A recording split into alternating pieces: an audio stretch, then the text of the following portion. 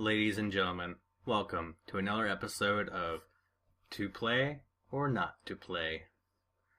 Today we'll be taking a look at a game that harkens back to the age when RPGs were typically based on pen and paper games, a time when you still had to use your imaginations, and combat was a combination of strategic thinking and the luck of the dice. Get out your calculators and put on your pointed hats, because today we'll be playing Paper Sorcerer.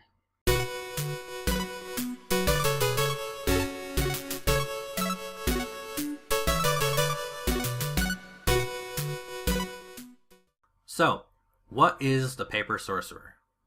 Well, it all starts off with a group of heroes going to the tower of a dark sorcerer and trapping him inside of a magical book. Inside of this book, the sorcerer is placed into a prison cell of sorts that drains away his magical power. The catch is that in this game, you are the sorcerer. The actual graphic style for this game is fairly unique in this day and age. Since you're trapped in a book, that in itself explains why everything is black and white. But even so, the graphical aesthetics are pretty interesting. I personally found them to be quite nice, and what makes them even better is that the game was designed with being black and white in mind. I didn't simply design the game and then slap a filter on top of it. That in itself makes a huge difference. Since this is designed similar to how RPGs were done in the 80s, with you playing the game entirely in first person and exploring a variety of levels along the way, don't expect much in the way of animation. There's very little movement in this game, and even abilities and magic and combat have few animations. Even so, I didn't mind this at all, as it just fit in well with the game. I'm going to give the game 1 point under play for the graphical aesthetics.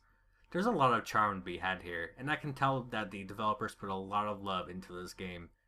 However, I'm also going to give the game a point under don't play because, for those more used to modern games, the lack of animations and the entire game being in black and white may put some of you off. Let's jump into the story now. As I summed up earlier, you are playing the role of an evil sorcerer that was captured inside of this book. Early on, you are approached by a mouse, who ends up being the spirit of the book. In order to escape, you need to destroy all the bindings in the book that hold it together. Makes sense, right? From there, each level and its subsequent floors lead you to a boss fight, a little bit more of the story, and the eventual destruction of the binding on those floors. The story is simple, and it doesn't go out of its way to explain things. You can get some more information and bits of story from various books along the way, but ultimately everything is laid out for you with very few surprises. However, with that being said, the game never really takes itself too seriously anyway. The characters have quite a bit of personality, there's a good amount of humor to be found, and being an evil sorcerer, you always have the option to be an absolute dick to everyone you meet if you so choose. I definitely got some chuckles along the way. Case in point, the merchant uses a zombie to do his advertisements, and after you clear each level, there's always some humorous moment with the zombie as he races by or even, on one occasion, throws a sign at you. I quite enjoyed it for what it was. While the story is nothing to write home about, there's enough charm and even a plot twist along the way to keep you going. So I give Paper Sorcerer 1 point under play for the story. If you go into this game knowing that you shouldn't expect a grandiose and in-depth tale, then I see no reason that you would be disappointed. Now, the actual gameplay itself is fairly simple. Everything can be controlled with a mouse and keyboard, but it is a bit clunky at times. You play entirely in the first person and navigate a variety of floors to find secrets, fight guards, and solve some fairly basic puzzles. What I found refreshing was that this is a game that's very friendly to people that don't have a lot of time to play games. Every section, for the most part, is split into 4 floors. The first 3 floors are pretty standard, and then there's a boss fight in the 4th floor. Each floor generally takes anywhere from 5 to 15 minutes to clear on easier difficulties, depending on how fast you clear fights, and whether you stop to try and solve puzzles or find secrets. Like most old school games, never trust the walls. There are secrets hidden everywhere, and many times you won't be alerted to these unless you're in fairly close proximity. This ultimately means that I ended up moving against the walls everywhere I went, and in any large room I would go in a big circle to ensure I wasn't missing anything before I moved on. it's actually pretty easy to miss things. Also, like many of these types of RPGs, the loot is randomized, so you're at the mercy of the random number generator as to what you actually get from a chest. Sometimes you can loot something that looks completely pointless or dumb, and end up finding some epic axe for your minotaur or some sort of crazy armor that makes one of your characters nearly unkillable. Other times, you get absolute junk, so you never really know. I can tell you that by the end of the game, a minotaur had this godly axe and was hitting for over 700 damage to a single enemy in some cases. It was absolutely insane. In between each level, you return to the sanctuary. There's a few things you can do here, such as talking to different people and monsters to get some tips and tricks for the next floor, buying things from the merchant, resting in your room to restore your party, and increasing your skills amongst others. Now this last part is where the actual difficulty comes in, because you have a lot of stats that can be increased on each character. But if you raise the wrong ones, or invest poorly, you could end up with a GIMP character at the end of the game. Even on easy, at the end of this game, if you try to just toss someone into combat that hasn't had their skills increased, then they will be virtually useless because they will not only do practically no damage, but it's unlikely they'll live through more than a couple of hits. So you need to take your time and make sure that you're increasing the stats in a way that is going to most benefit your party. Also, and I can't stress this enough, but ensure that you're increasing defense as well. It does you no good if you pump up their strength, but put no points in the HP or defense, as the endgame will absolutely decimate your party. The last few levels throw some crazy combinations of enemies at you, and as these games go, you're at the mercy of the RNG with what they'll do. Combat is all about strategy, using the strengths of each character to your advantage. If there's a cleric in the back, you can surmise that he's going to buff his entire party and make them do a ton of damage to you, so it's to your benefit to use abilities like Paralyze, Stun, Knockdown, or Silence, and that'll take care of characters like that very quickly, and then you can focus them down.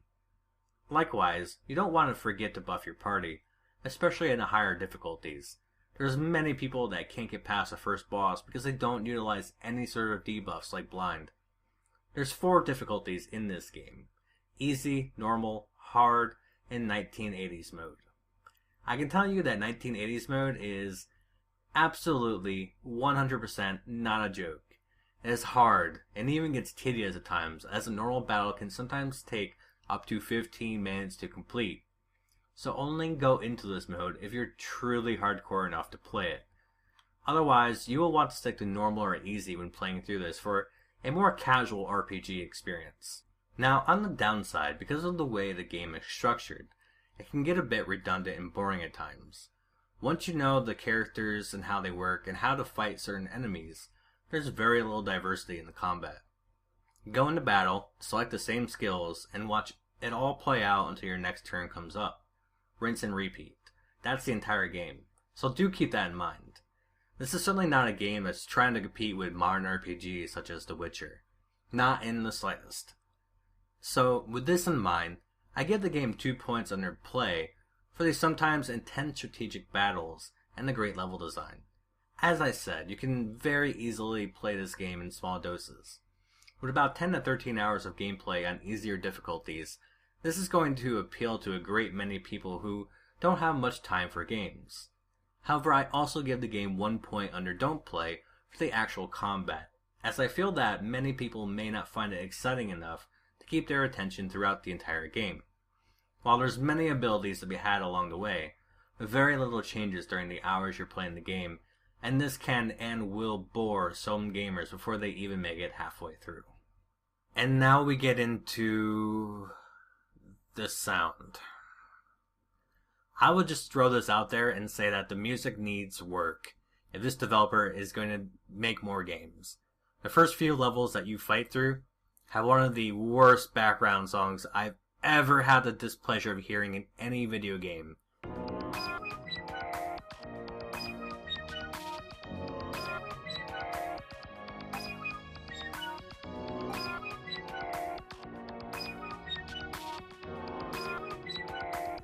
And guess what?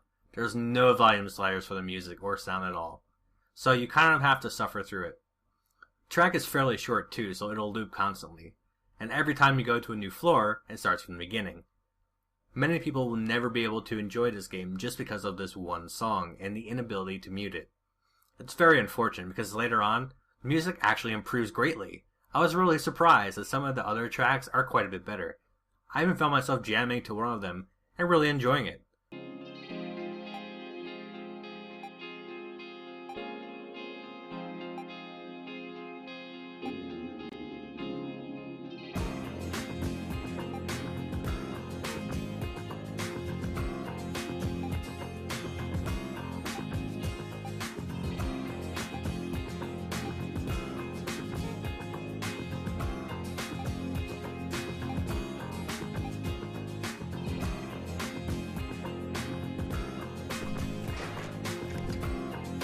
If they had started the game with this song, I would have, without a doubt, been far more interested than I was when I started the game. Unfortunately, in later levels, I think they ran out of money for more songs and started to reuse the first song again. Big mistake, as it just made that portion of the game very painful to play through, to the point where I had to just take my headphones off because I loathed the song by that point. So the music here is going to make this a hit or miss for you. I'm going to give the game 1 point under Don't Play, just for the music.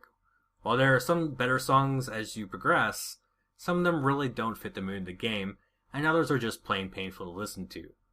With no option to disable the music, this is a big reason for you to potentially skip the game as things stand.